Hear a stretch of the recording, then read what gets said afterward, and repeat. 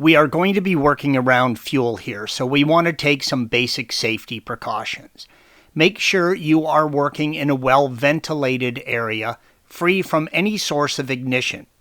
That would be hot water heaters, incandescent shop lights, and if you smoke, now is a really good time to quit, at least while you're doing this job. As always, whenever you're working on your vehicle, you should be wearing safety glasses, and now's a good time to invest in some chemically resistant gloves. Most importantly, have a fully functioning fire extinguisher handy and know how to use it. You will need to begin by safely raising and supporting your car. If you need additional assistance with that task, please follow the link provided at the end of this video. Then begin by removing the fuse panel cover, red arrows. You're going to want to try and depressurize the system and get as much fuel out as possible. Remove the DME relay and try and start the motor several times. The DME relay controls the fuel pump.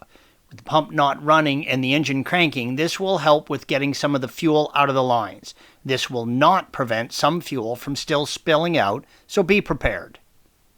If your fuel pump and filter has a cover over it, yellow arrow, you will need to use a 13mm socket and remove the single bolt that holds the hanger in place, red arrow.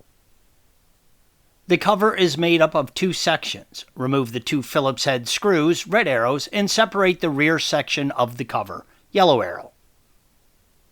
This will give you access to the fuel supply line from the tank.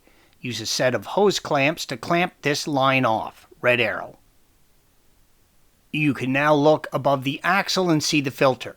There is a supply side from the fuel tank, red arrow, and a feed side to the engine, yellow arrow. Brace the fitting on the filter, red arrow, with a 19mm wrench and use an 18mm wrench to remove the line, yellow arrow. Perform the same procedure for removing the line out from the filter. Next, unscrew the clamp on the filter, red arrow. You just need to loosen the clamp until you can slide the filter out. Do not remove the clamp. It's a pain to get it back together in such a tight space. Installation is the reverse of removal. There is an arrow on the fuel filter that points in the direction of the fuel flow, yellow arrow. Make sure this arrow is pointing towards the engine line when installing.